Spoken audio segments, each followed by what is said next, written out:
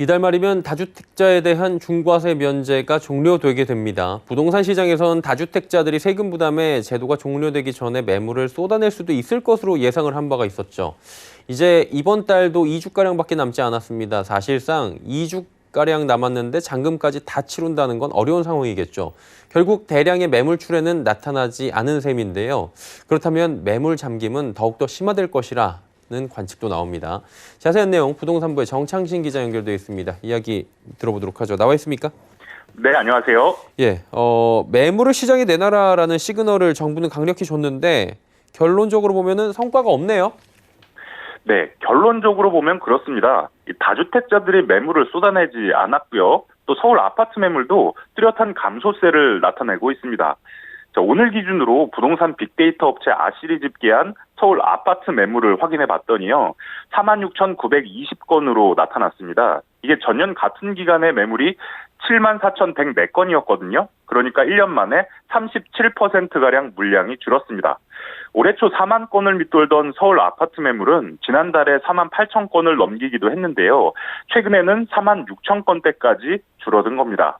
자, 이를 두고 업계에선 다주택자들 중에서 팔 사람은 다 팔았다라든가 결국 다주택자들의 선택은 보유였다. 이렇게 분석하고 있습니다. 정부는 대규모 매물 출회를 기대했는데 이 다주택자들은 그렇게 움직이지 않은 겁니다.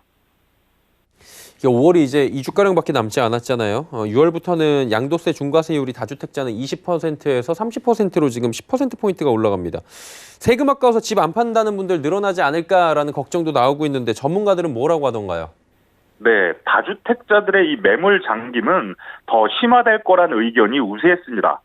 자, 우선 서울경제TV가 NH농협은행 올백 자문센터에 의뢰해서 수도권의 3주택자의 양도세 변화를 시뮬레이션 해봤거든요. 자, 준비한 표를 좀 보시면요. 이 서울의 아파트 2채와 수원 1채를 가진 김 씨의 사례입니다. 이 서울 양천구 아파트를 7억에 샀는데 현재 시세가 18억이고요. 또 그러니까 양도 차익을 11억을 기대할 수 있는 거고요. 똘똘한 한 채 추세에 이 집을 거주하기로 마음먹었다고 합니다. 또 나머지 노원구 아파트는 4억에 샀는데 현재 11억으로 뛰면서 7억 원의 양도 차익이 발생했습니다. 또 수원 권선구 아파트는 3억에 사서 3억 5천만 원의 양도 차익이 발생했는데요. 그러니까 서울 양천구에 실거주하는 집 한 채를 빼고 이 노원구 아파트와 수원 권선구 아파트를 매도할 경우를 따져봤습니다. 김 씨가 만약 5월 말까지 수원 권선구 아파트를 먼저 팔고 그다음 서울 노원구 아파트를 판다면 양도 차익은 총 10억 5천만 원이 되는데요.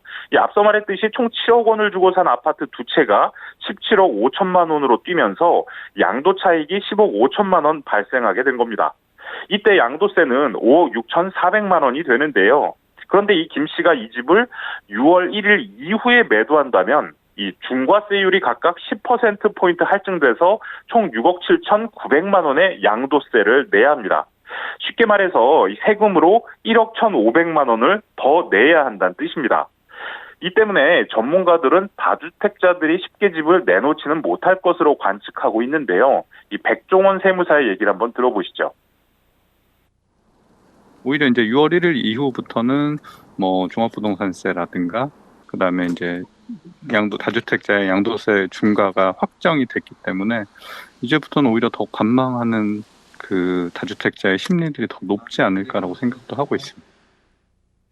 결국에는 시기를 놓쳤거나 못 판 분들께서는 이제부터는 버티게 들어갈 수 있다라는 지금 분석인 것 같은데요. 결국엔 공급인 것 같습니다. 하반기에 분양 시장 공급이 좀 늘어나는지 궁금한데요. 어떻습니까? 3기 신도시 사전 청약도 있잖아요. 네, 맞습니다. 우선 분양 물량을 좀 알아봤거든요. 이 분기별로 분양은 늘어나는 것으로 나타났는데요. 이 부동산 114가 조사를 해보니까 2분기에 전국 분양 물량이 4만 8천여 세대로 나타났고요. 또 3분기에는 6만 7천여 세대로 늘어납니다. 또 연말인 4분기에는 8만 6천여 세대까지 꾸준히 늘어날 것으로 관측이 됐는데요. 여기에 아까 말씀하신 대로 올해 3기 신도시 사전 청약 물량이 있거든요. 총 3만 200세대로 나타났는데요. 언제 분양을 하냐, 사전 청약하냐 알아봤더니 7월에 인천 계양 등에서 4,400세대가 공급이 되고요.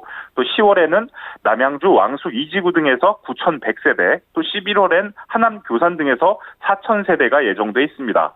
또 연말인 12월에는 부천 대장과 고양 창릉, 남양주 왕숙 등에서 12,700세대가 사전 청약을 받습니다. 자, 물론 이런 매물이 실제 입주까지는 한 3년 넘게 걸리기도 하니까요. 가시적인 공급 효과를 낸다기보다는 수요 심리를 좀 진정시키는 그런 역할을 할 것으로 예상이 됩니다. 예, 부동산부 정창진 기자와 함께 시장 진단해봤습니다. 잘 들었습니다. 네.